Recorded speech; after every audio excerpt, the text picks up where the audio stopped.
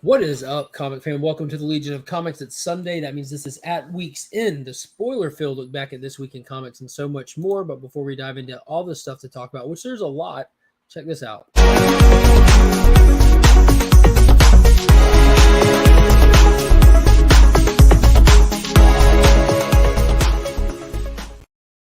Just go ahead and stuff the co-hosts in here real fast. We got Ryan, the new guy, aka the Cosmic Campfire, keeps it sizzling. And my main man with pots and pans, Sector 2815. How's it going? Big man with pots and pans. How are y'all You make me doing? sound like Ma Hunkel from the JSA wearing a pot on my head. That's what I was thinking too. We just got done talking about that. Yeah. Yeah. What is going on, Pops? Burke is up in here quick. Chiefs, best team in the NFL. Thank you. Thank you for that. I did not know that. Paul Rogers, what is going on? I hope all y'all are doing good tonight. I'll apologize ahead of time. My head is stuffed with allergies. Like everything's echoey in my left ear, and I feel like I'm talking funny. So I apologize if I sound weird. But we're going to go on with the show as is. We just had an awesome trailer drop this past week for Black Adam. We had the D23 event where we got some cool news announcements, trailers, and a bunch of mundane stuff that is not even going to make the conversation tonight. And then we got a lot of new comics to talk. Some really good stuff dropped tonight. So I'm going to pass over to Paul and let him kick it off with whatever he wants to start off and talk about first. Okay, well, let's talk about the Black Adam trailer. Let's do it. I think Ryan saw that one for once. Yeah, Ryan, you want to take it from here? You're still going to see the movie? Yes. I still plan. Are you sold? Did the trailer sell you? Well, I mean, I was already sold, so yeah, I'm gonna stick with it. Yes. I think it was phenomenal. I don't know. I'm excited for the movie. I think it's gonna be great. Context, real quick, for people watching. Ryan doesn't watch movie trailers. He doesn't watch them. And I twisted his arm and begged him to watch this one, and he did. And he just watched it just a minute ago. So it's kind of weird hearing him react to a trailer. I've never heard it before, I don't think. It's been over a year since you've kind of vowed off of trailers. At least. Yeah. I mean, and specifically like comic book trailers, because we all know we're going to see these movies. Advertising is designed to sell you on the movie. So if you're already going to go see it, why are you consuming all 12 trailers before you go to the movie so that you know every turn and every scene? So for me, I'm just like, I don't need to watch a trailer if I'm already going to see the movie. I've already been sold on it. So what's so exciting about that?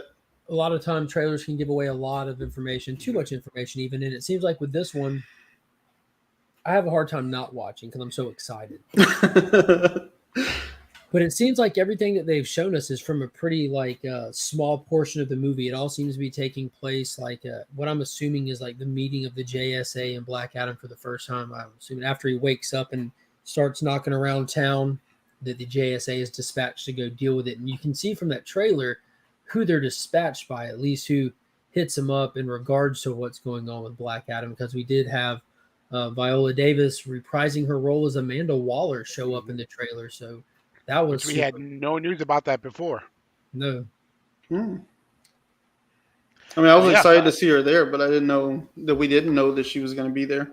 Well, you definitely didn't know. The rest of us didn't know either. Right. True. But you know, it keeps that thread to the rest of the movies. You know, for those people that it is important to. You know, it definitely does that. I think they showed just enough of certain things. You know, they didn't go overboard in showing too much. You know, they didn't. They showed each of the other heroes. Just in kind of like a 5 to 10 second little type of a thing.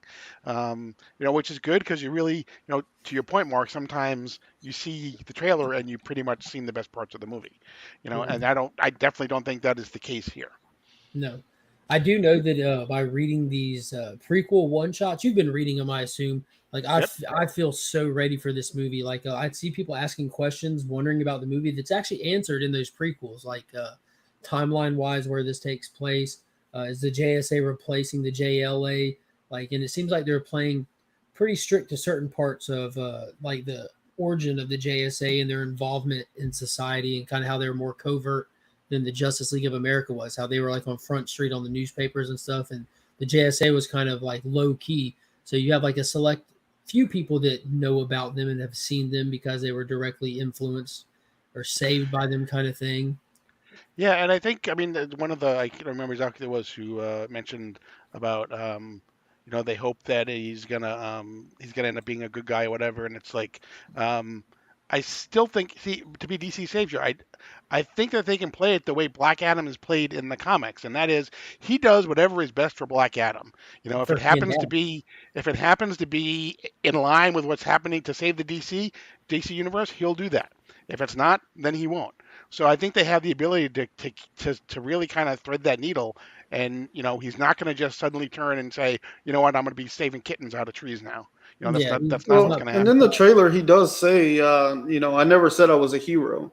So Right. we know that he is going to be doing heroic things in a good way that helps people, but that he's also not playing, at least in his own perspective, he's not playing to be a hero. So Yeah, they're not going to bastardize this character, not for 1 second, to try to make a Superman replacement. That's so far from any concern of mine whatsoever. For one, I think The Rock wouldn't want to play that. The Rock wants to play Black Adam as Black Adam is. I mean, he's like this character, and he's talked about wanting to be this character for so long. He doesn't want to be Superman. He wants to fight Superman. That's his goal. Like, we know that's what that Dwayne Johnson wants, to fight Superman on the big screen. We know that. So Right. to do And that, he's he been can't doing, take. and he's done that for decades in a wrestling ring. He does what's best for The Rock, in Yeah. a wrestling ring. If it means taking out a baby face, he'll take out a baby face. If it means attacking a heel, he'll attack a heel. Mm-hmm. And when it comes down to it, like you point out, like the Black Adam does what's best for Kandak, his country, not the world. Like first and foremost, he protects his people. He has a people, and it's his job. He is self-appointed as their savior, as their leader, because he will not let what happened to him in his previous life happen to them now. And that goes good and bad for people depending on what your motives are. Mm-hmm. I will say, I think like one of the most impressive things about this That's trailer a great is comparison. the special effects. Mm-hmm. Yeah, Taylor just hit the nail on the head. That is a great comparison. Like whenever the front lawn of the X Mansion opens up and the X Jet comes out, like top notch work there. Yeah, look cool. All the little intricate details. Yeah. And then anytime that like Dr. Fate's doing magic stuff, like all of those effects were on point. I think Whenever you Cyclops get good with the green whirlwind and stuff around her. yeah, and like whenever he's like rising up, with all the lightning and everything, like well done. Still shows the Rock, but gives us like really good like actual lightning without obscuring everything. Man, he did that without any computer special effects. So kudos to him. The Atom Smasher looks awesome. I just think the Atom Smasher looks amazing. Oh yeah, can't wait.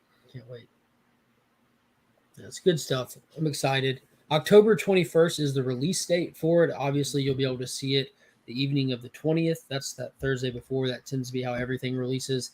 That's what I'll be aiming for. I'm very excited. Very, very excited. So I'm going to put a list of notes because there's a lot of stuff this week. So a D23 event happened, and that's Disney's little whatever. I don't know what it's called. Is it an open to like the public to attend, or really? No, it's their D23 is actually a membership club that you have to join.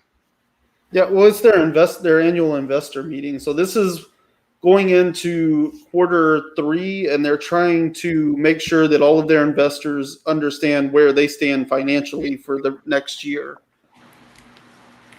So I think this is separate from the investor call, isn't it? Because the investor call is on its own. D23 is a club that you actually have to join. It's named D23 because Disney was founded in 1923, so that's why it's D23. And because I used to actually belong to it, and you get a quarterly magazine, and you get like a membership thing where you get special perks and everything. You can go and take a tour of the studio lot, and then they have this once a year, or actually once every 2 years. They do this D23 meeting that you have to be a D23 member in order to attend, or journalist or something like that.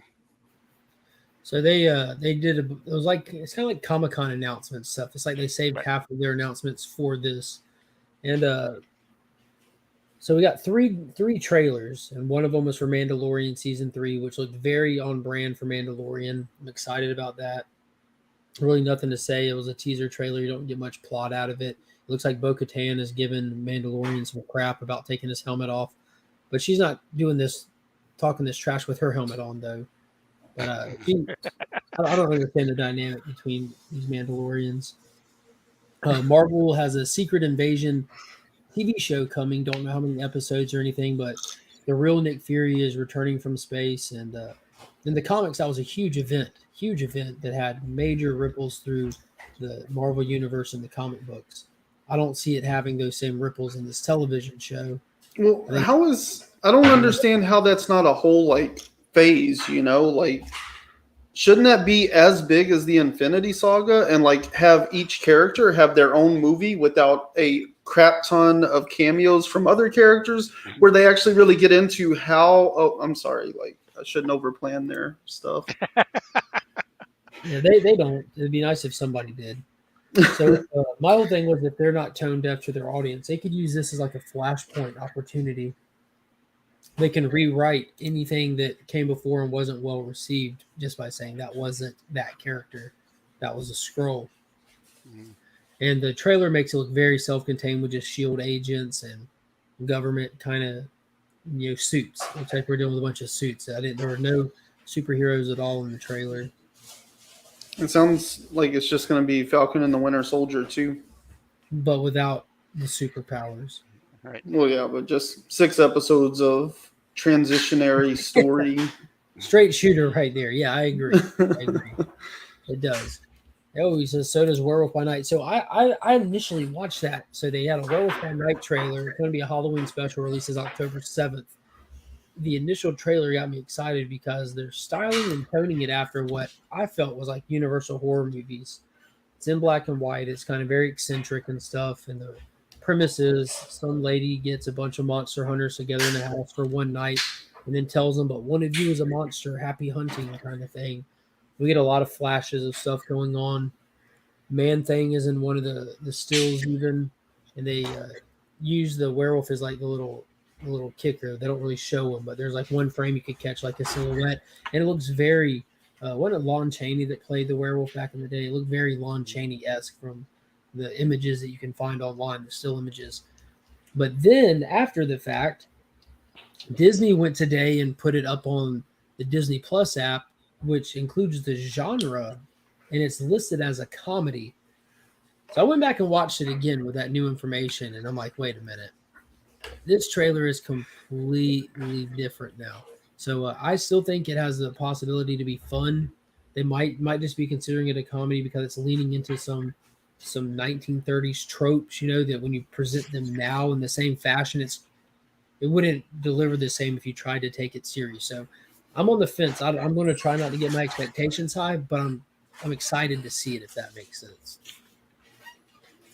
That little bit you said where like they put them all together and they're like one of you is a monster or whatever, like that totally makes sense because that's like my kids' favorite games to play. Like they absolutely love any video game where like you all kind of do the same thing except for like one person is like secretly a traitor and you're kind of trying to figure out who the traitor is on the team, like Among Us, if you know anything about that. Like somebody's a murderer and like Clue?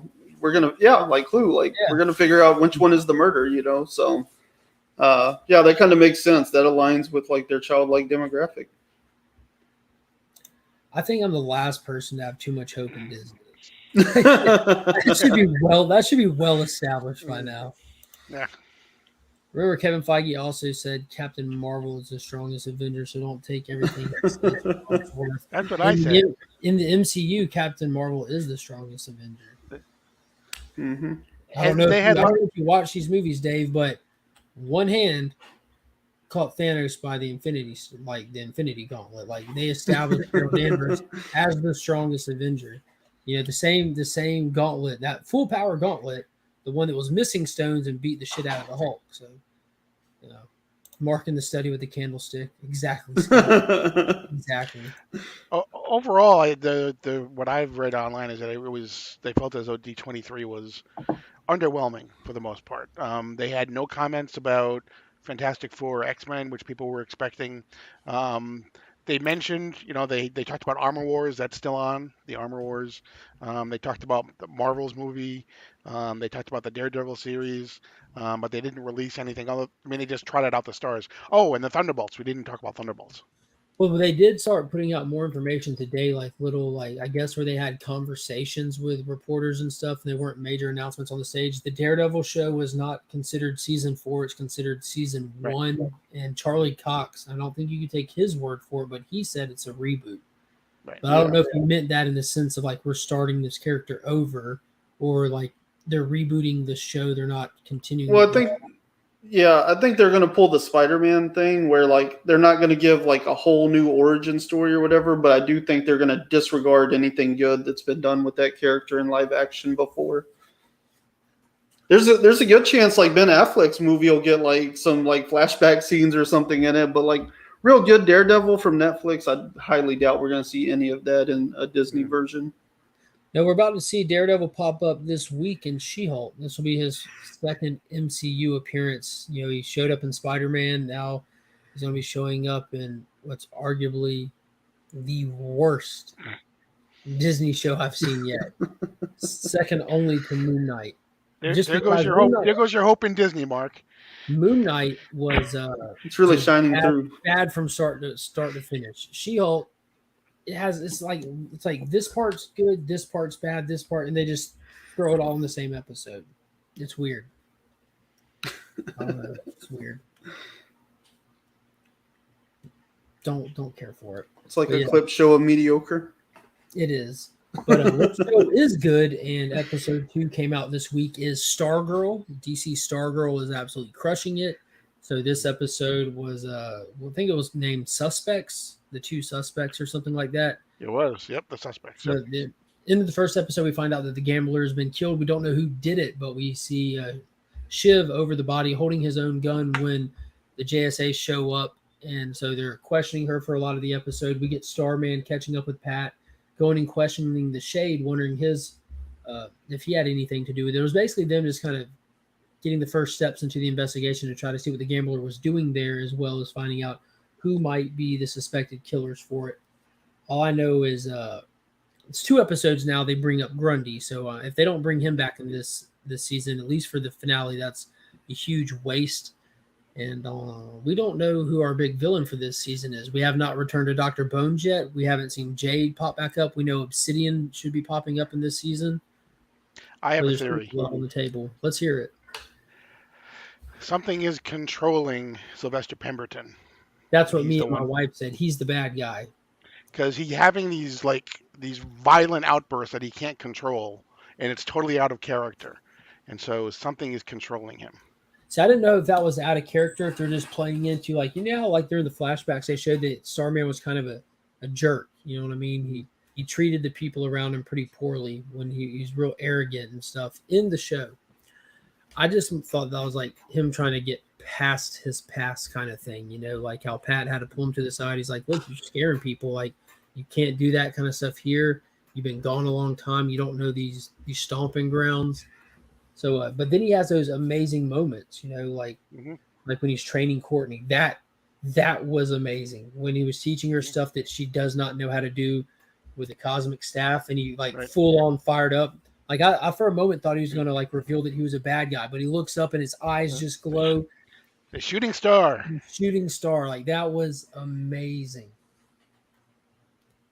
So Brainwave is deader than a doornail, but Ultra Humanite would be cool. We do know that Dr. Bones was the second season, last episode, last scene kicker. So we know that Dr. Bones is supposed to be a big bad in this. And Starman came back from the dead.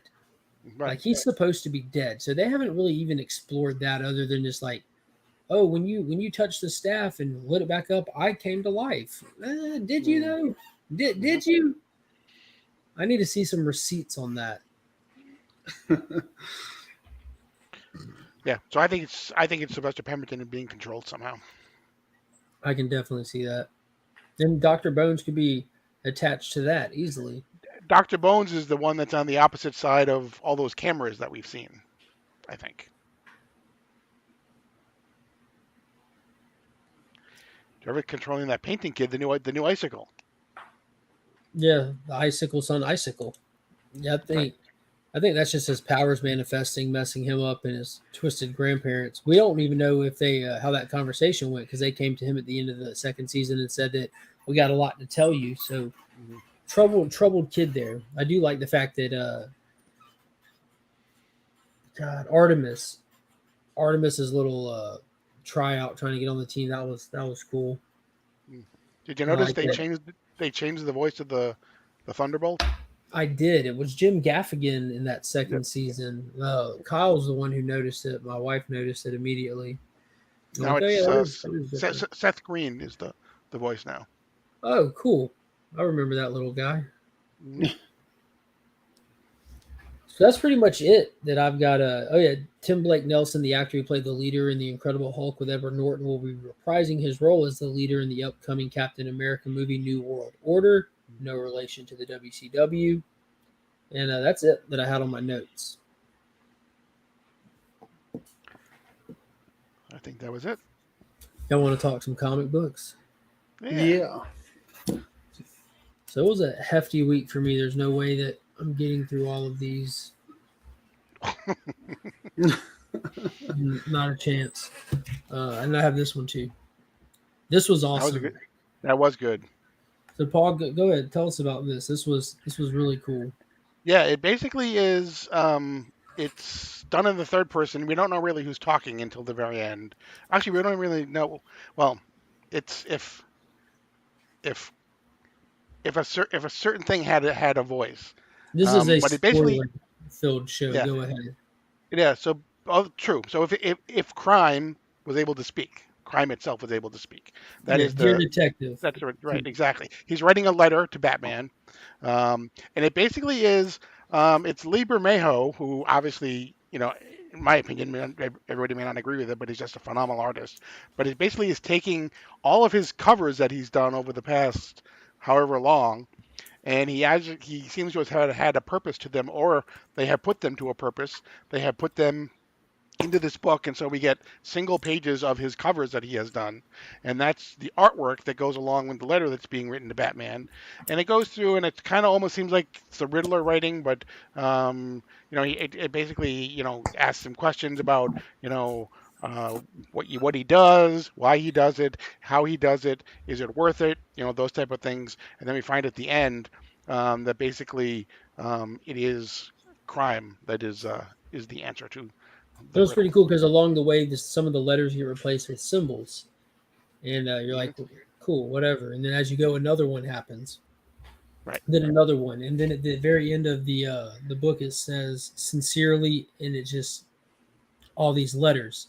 So you have to go through and like be the Zodiac killer for a brief minute and go decipher this letter. That was a cool little touch, and when you decipher it, it was signed from crime. That was really cool. It definitely is one of the prettiest books that's been put out in a long time, I think. Yeah, because it's oversized. That prestige format really does benefit this amazing artwork. Because there's that one where he's like driving the Batmobile close up and he's beat up, and I didn't notice I'd seen the original cover when it came out, but you see his lip is like massively split from fighting and stuff, and that just jumped off the page at me. Ryan, what did you read this week? Pick one and run with it, my man. Yeah. Did y'all read Batman 127? Absolutely. I did. So this issue, a lot of fighting, a lot of action. I don't know, pretty much on par with what we got from the last issue. Like the reveal of Failsafe was like pretty obvious right there at the beginning. I thought like that opening scene kind of took the wind out of those sails. And I don't know, like honestly, like this is probably gonna be my last Batman book for now. I thought this issue was fine. It was good, but my schedule is pretty busy. And whenever I think about the amount of books that I'm trying to read and get done with and stuff every week, I'm like, this just isn't really delivering on anything for me. Like the whole Batman Bruce Wayne detached from Batman so that Batman can be there but he can't even solve the problem. So then Bruce Wayne has to come back. Like, it kind of felt like a dog chasing its tail all the way through this issue. And I was kind of like, it's got good action and stuff, but it really just feels kind of hollow for me. That's fair. So now that I put a wet blanket on it, what'd you guys think? I thought it was good.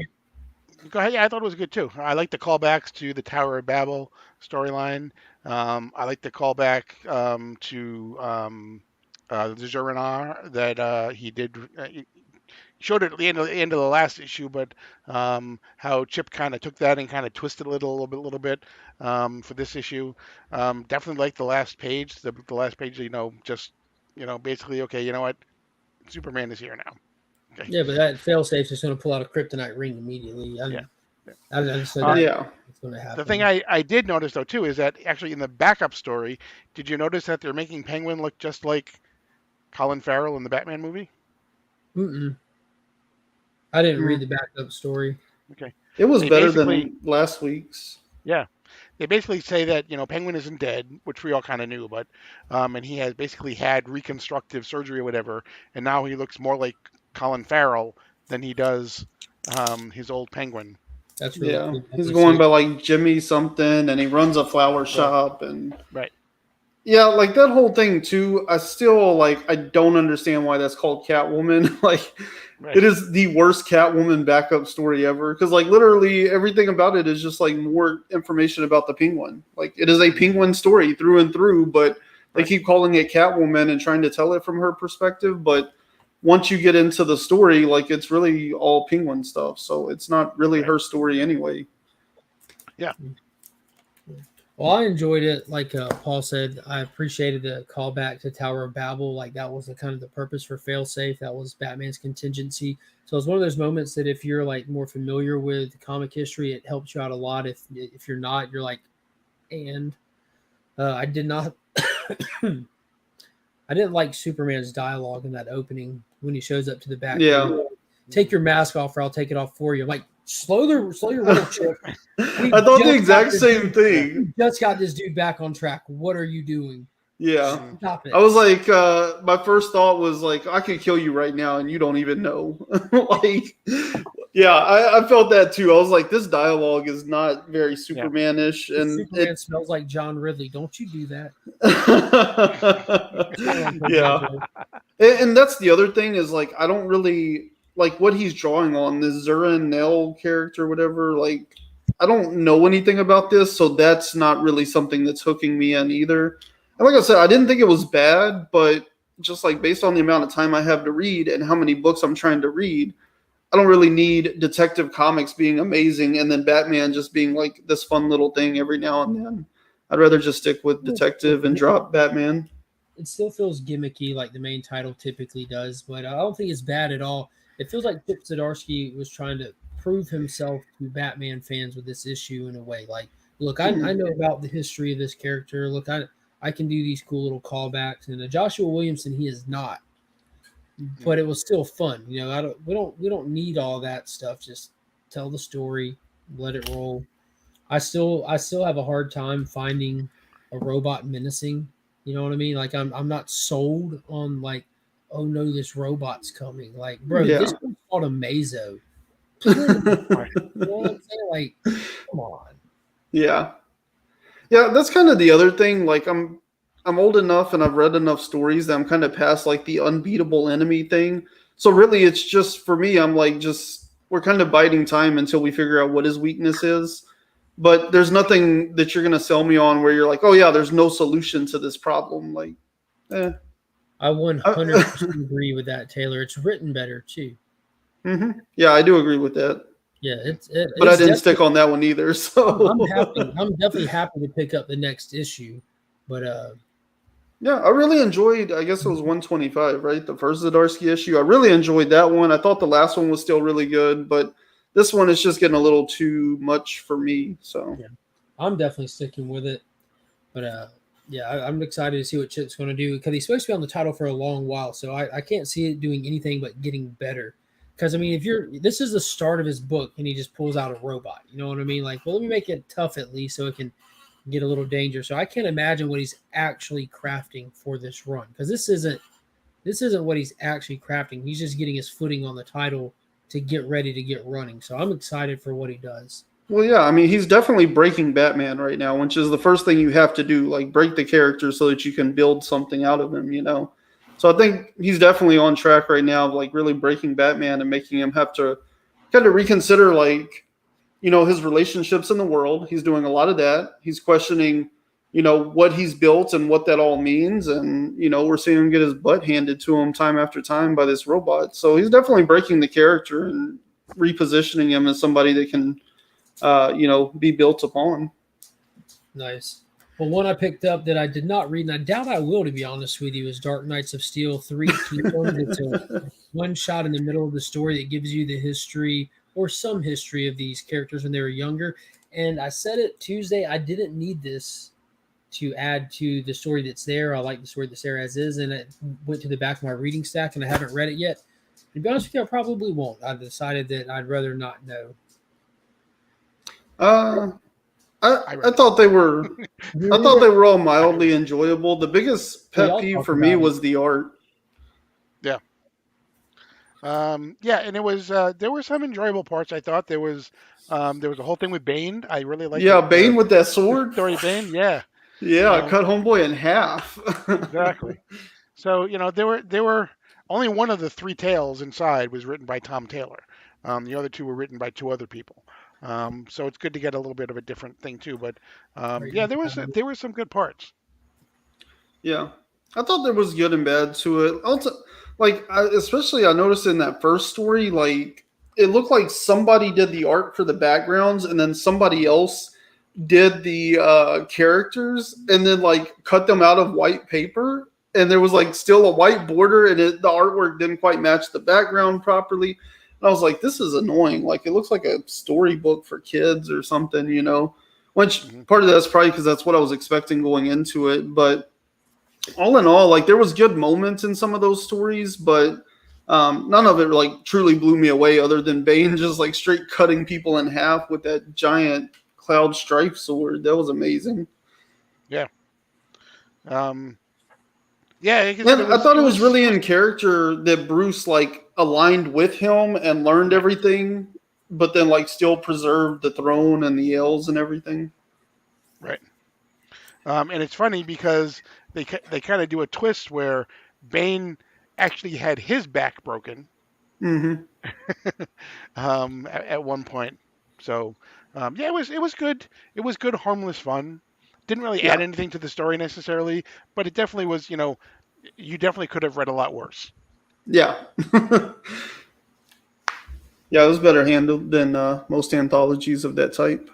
Right. Well, one I did pick up this week and I did read was Ghost Rider #6. I've been loving this series. That last issue had me a little concerned because it went a little honky, but this one brought it back. I still don't really necessarily feel like I wanted a Wolverine guest appearance. I've been liking the story being pretty self-contained, but it played well to it. We finally got the creature that was inside of Johnny Blaze's head underneath that scar out. Wolverine was there to pull it out, and that was basically all the issue was about. You kind of followed more Logan trying to get it out while Johnny's like pretty much unconscious from the pain of it all. But we got it out. We got it out, so he's free of this this conflicting entity that was inside of him. So we'll see where it goes from here. Definitely excited for the next issue. Evening.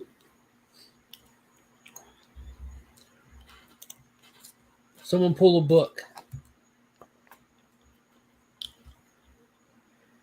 Let's do it.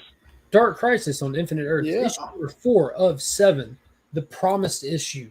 The San Diego Comic-Con big DC announcement right here in my hand. Did it live up to the hype of a San Diego Comic-Con announcement? No. Is it exactly what we were promised? Yes. They gave us a longer title, and they hit the ground running with this issue. I loved it. This was a great installment. It was action-packed. We did a lot of introducing of new elements and stuff in the last issue. We picked up from there, and we ran with them. This was a really, really fun issue for me. Who's a bigger cosmic universe story kind of stuff. Nut job. Yeah. I like the fact that they're It seems like all the parts are coming together. I love you know, the Brave and the Bold, the Flash and Hal Jordan are back together. I love the prominent role that um, Alan Scott and Nightwing play in this story. Um, we get the fight that was teased last issue between the Legion of Doom and the Secret Society of Supervillains. Pariah seems to be becoming even more powerful. It basically is, it's setting up for I think a rip roaring last 3 issues. Yeah, I was really impressed because this is kind of the issue where you get your downswing and well, generally like the last issue would have ended on like such a low point that this one is just like a bunch of like resetting the pieces on the board, and instead they were just like, no, let's go. And I thought it was awesome. All the stuff with like the Legion of Doom and everything, and Black Adam was all great. Um, whenever Future State, whenever Future State Flash had come out, remember, and everybody's like, "Oh, I didn't like how Barry Allen like got up and actually did something about everything that was happening around him." And my thing was like, yeah, like a lot happened, and he probably should mourn, but not right now. Like if he just stops to mourn, then bad things keep happening and more people die. You have to take action to prevent more death from more destruction. And that's essentially what Alan Scott told Nightwing in this issue. I was like, yes, like let's go. Like, yes, I understand your friend is down and out. Like that sucks, but like let's get up and let's change the world so that he has something to come back to. That's exactly what Alan Scott had to say. I thought it was stellar. This was probably my favorite issue of the whole thing so far. Every major character showed up and showed out, and like everything really just like moved in a great direction on this one. In that Alan Scott conversation, Paul and I talk heavily about that conversation in the Dark Crisis deep dive that we do on his channel that comes out what day? Tomorrow morning, 10 o'clock. And we dissect the issue in greater detail. But one thing in that conversation that stood out to me that I absolutely loved, because it kind of plays into everybody's concerns before this book came out, how people were complaining like, oh, so Jonathan Kent and this new group of characters get to be the Justice League. They just get to cut in line in front of everybody. And anybody who's been reading DC for a while, like, no, they don't. Like, them putting together a team does not supersede the Titans. Just because they're called the Titans doesn't mean they're not seniority on the, in the universe. In the pecking order. Yeah, there's like, and Alan Scott like told that directly to the reader when he was talking to Nightwing. He's like, it doesn't matter if you're called the Justice League or the Justice Society. Those are just names. Do they have meaning? Yes, but not as much as just getting up and being a hero. Like it's time. Well, yeah, go, man. It's time to go. And that's something else I love is like how splintered this whole event is. Like there's so many like different little teams everywhere. They're trying to make the Justice League is like in their own little world, and then you have like this new Justice League with Jonathan Kent. And then you have like the Titans have their thing going, and there's Justice Societies. But like there's so many little teams here and stuff, and it's like, oh, this is great. Like I love that they're superseding the idea of like there's any one team that really means anything more than the other. It's all about being a hero and saving the world that you're in. Right. And there's two things too that I really like too. Was one is it appears as though it's foreshadowing what the next big event will be. There's a point in the issue where they talk about that. Yes. And then two, if you were a fan of the original Crisis on Infinite Earths, you will see the iconic image of the Crisis on Infinite Earths in the issue. So what the next big event that he's alluding to is when Alan Scott takes them and takes them down to meet up with the Justice League Dark. That you read Ron V's run. Oh yeah. They're sitting there licking their wounds. Like if you read Ron V's run, you know exactly why they're all bummed out and in the state that they're in, because they just got done fighting with Merlin, who's waging a personal assault on all things magic. All things magic. And they lost in like a grand way. They could not stop him. And now that's where they're at. They're down there. Right. Yeah. And so the rumor is that the next big event will be a magical event in the DC universe. So. Yeah. And then you have the giant hand of creation that you see on the final page of this issue, which is the iconic symbol from Crisis on Infinite Earths. Yeah. Boom, boom, boom, boom, boom. Next up, Boom. Black Adam Secret Files Justice Society, Atom Smasher #1, longest working title ever. Yeah, it looks like the logo designer couldn't even quite fit it all in. But I do pick up that and the movie photo copy because I love these right here. So this is the third one. We've had a Hawkman, a Cyclone, and now the Atom Smasher. And this just is giving us it's movie prequel stuff. It kind of sets the tone and lets you know what's going on with these characters before you'll see them in the movie. And in this one, we get to see the origin of the suit. So he's actually on the phone with Al, the original Adam from the JSA, who's 70 something years old. And he's telling the kid, like, this is really dumb. You don't need to be doing this kind of thing. And the kid goes out to try to stop some selling of firearms.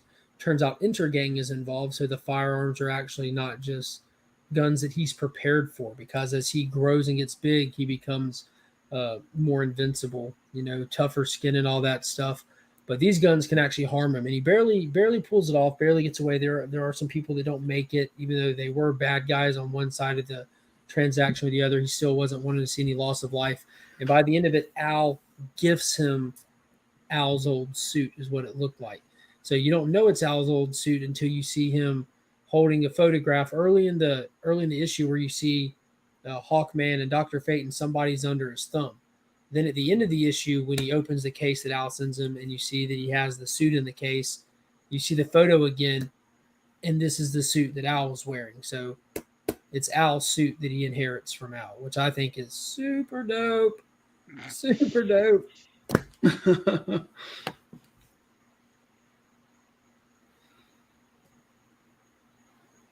Oh.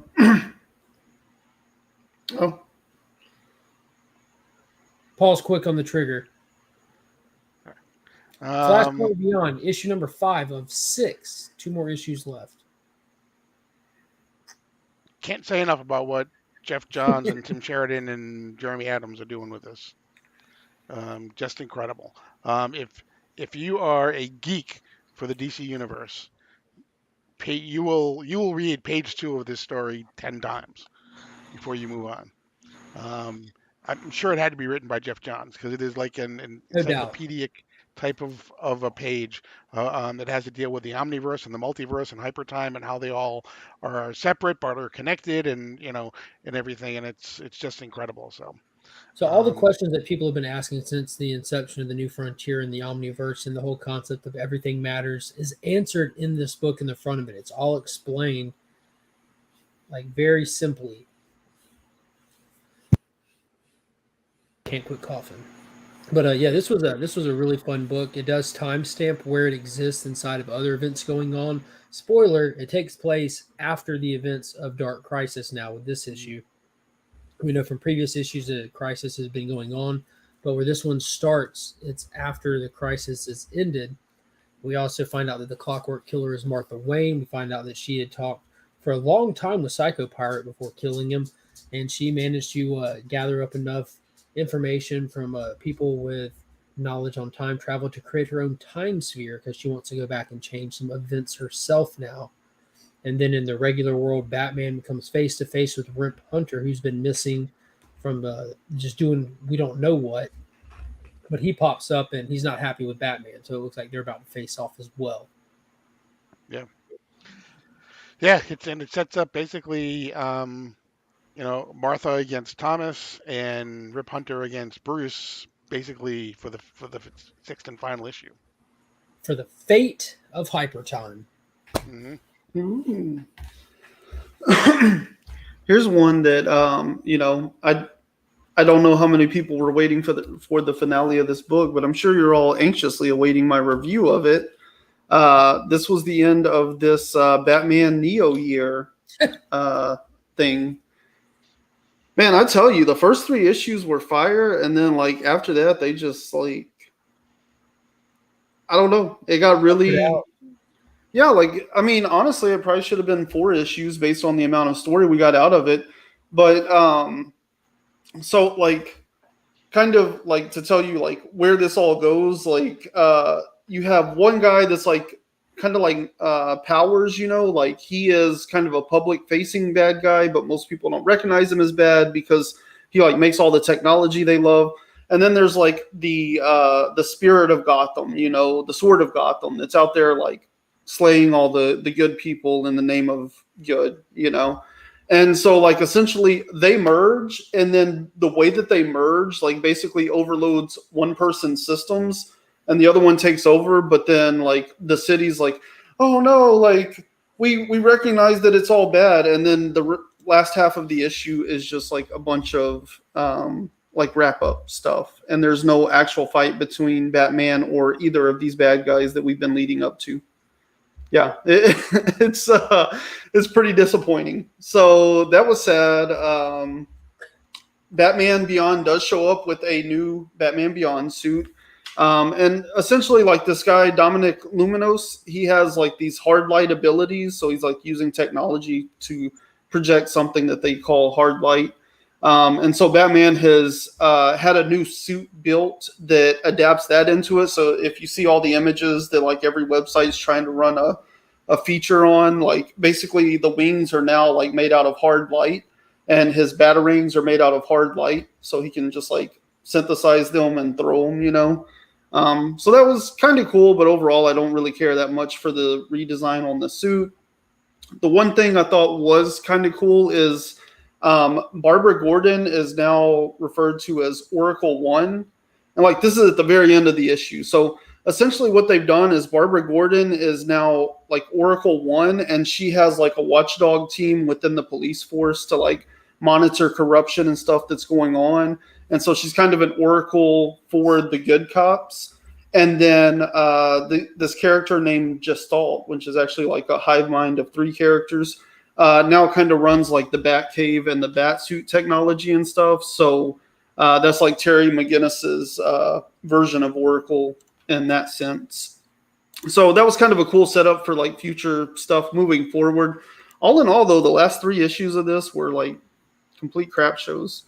And like nothing happened in 4 or 5. And so you would think at 6, they would be like, oh, here's all the stuff you've been waiting for. It was like, oh no, like they don't even have a final fight plan for this. Like it all was just like basically wrap up. So yeah, it could have been 4 issues and they could have like just crammed all that together. So yeah, a little disappointing on that event.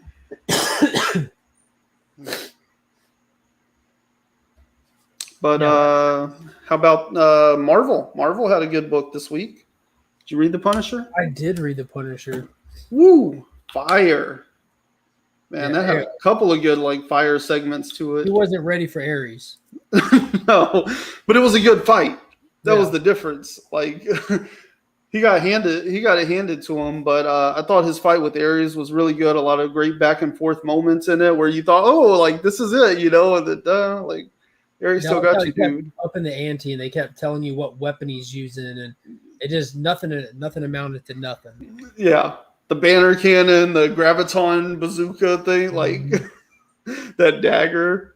I was like, oh man, this is great. And then, like we kind of get the thing with his kids at the end, which was just like so dark and twisted. Yeah, that was gross. But then also like the interweaving of the story of him going to war and all that, and like how he, he felt so calm and at peace when he was in war. But then the thing that kept him up at night was like he felt nothing when he saw the picture of his kid. I was like, oh my God, like that'll mess you up, man. Like they really like got into like some real messed up stuff with him in this issue specifically. But I loved it. I thought it was good. This series is so good. They're doing an amazing job with it. Yeah, it sucks that he's right back to where he started as well. Like he's right back with the hand, kind of is biding his time. Yeah. Well, and I like that. Like even Ares was kind of like, oh yeah, like they do that all the time. Like we got this. Like we'll clean this mess up for you. And then you realize like, no, they can't even really do anything about it, which kind of made the ending surprising, I guess. Well, I guess not that surprising because I'm guessing Matt does know where it's at. And they said until you know where it's at, you can't get there. Is that how she phrased it? That part didn't really excite me, the whole crossover thing. Like, I don't really feel like he fits in this book. I don't really see. Oh no, in this book except what they're doing with this book. I don't want crossover stuff. No, it doesn't excite me because I read issue 1 of Daredevil by Zdarsky, the like soft reboot thing they did. And remember, I told you then, like he makes an appearance like in one panel. And then at the end they say they're going to war with the Hand. So I was like expecting the crossover thing, definitely not this quick, but I was expecting it.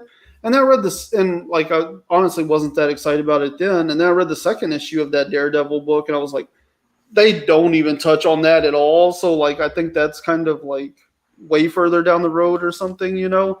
And then all of a sudden this week in this issue, like Daredevil just like pops up at the end, like jumps the wall, and there he is. And I was like, hey friend. yeah, like this is super lackluster and uninteresting. So I don't know. We'll see what happens with that. But it was kind of weird how specific she was about how people can even like find the palace of the Hand or whatever it's called. And then like Daredevil just shows up at the end, like jumps the wall, and there he is. There. Yeah. He's a regular. Yeah, which also didn't Ares send people in the last issue there to like take or like go beat up Frank? Wasn't that Ares people that like broke in? No, that was the Hand's own people putting him to the test, remember? Oh, that's right. It was their people. Okay, so that does make a little more sense then. I'm trying to awaken that demon in him. Yeah. Yeah, but either way, I thought the stuff with his kids was, you know, a really good way to mess you up for the evening. And then the fight with him and Ares was top-notch stuff. Really good. So I got about one more book in me, and then we're going to have to jet.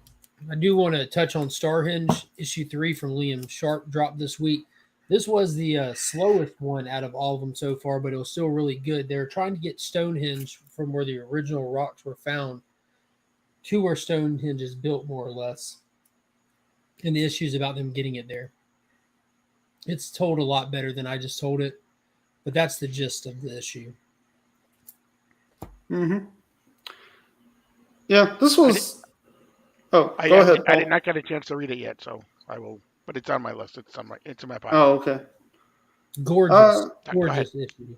Yeah, I was gonna say this was probably my least favorite issue, but it's because like that was basically the whole issue. Like it's really just Merlin and like, well, really what it's doing. Like you don't get any of the modern day characters other than like through narration. Like they're talking about one scene with her. Oh yeah. But essentially what this issue does is it shows you like Merlin in Merlin time and what Merlin was doing. And they're showing you kind of like what he was actually doing. And then the narration kind of explains like what our perception of that is through history.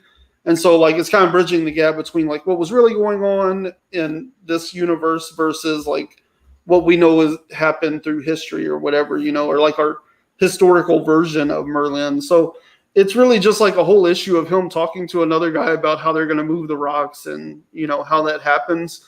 That being said, like the art and the storytelling are quite amazing. So still worth reading, but it is like a little bit of like slower issue, I guess, because you're just kind of like getting better context for everything. That's all I got in me. The only other book on my list is The Vineyard 2, which is Brian Hawkins and Sammy Cavella. It's a book they're doing for Aftershock. Pretty awesome stuff. It's like a lot of family drama, family-run business. Basically, they have a vineyard where they make wine, but in order to make this amazing wine, they have to make human sacrifices. And so family business and family drama, like intertwined with kind of some supernatural god stuff. Honestly, it's like the good version of Eat the Rich. Like it's like a really good version of that. So yeah, if you wanted something better from that book, this is probably it. But I don't know if anybody's actually reading it other than me, but it's amazing and really good. So I would suggest checking it out if you're into that kind of thing. Human sacrifice, eating people. If you're into those type of things, check it out. Well, I mean, if you really want to get weird with it, it's like human sacrifice and, you know, human copulation around the basis of like deities and what did they call that whenever you have like a fetish for gods and stuff? You tell me. Deism? Is that a thing? Yeah, like it gets kind of weird, but like it's really good. You know, like Brian Hawkins, he writes like family drama and family business stuff really good. If you read Black Cotton, he was the writer behind that one, and so that was kind of family business, family drama intertwined with like a reverse on like race war and race culture stuff. Nice. Paul, you got any more?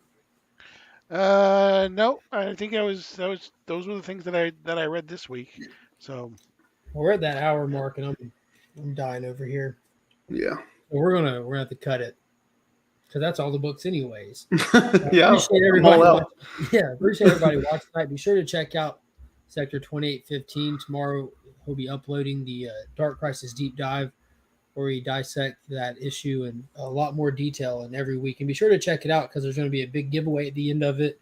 So be sure to give it a thumbs up, comment on it. And if you go back, if you missed the other episodes, check them out as well and drop a comment on those to better your odds of winning. And Ryan will let you know when he puts out content because you're on an email list for him. Yeah. Campfire.com. Exactly. You nailed it. So until next time, guys, as always, I'm Mark, but we are Legion. And you're welcome to come use one of the 8 easels we have set up for creating art here at the show for consideration for our art auctions on Saturday for our major auction at 8 p.m. at the Weston Ballroom. And the smaller auctions we'll have here on the convention floor on Sunday starting at noon. That's a flash from the past. So any artist that we have here, either as an exhibitor artist in Artist Alley, or an aspiring artist, if you'd like to come up and create a piece on stage here at the art stage, Screams my fandom. Like, that was just please come on by. Thank you so much, man. Thank you so much. Great to meet you. You're amazing. Thank you. All right, I just want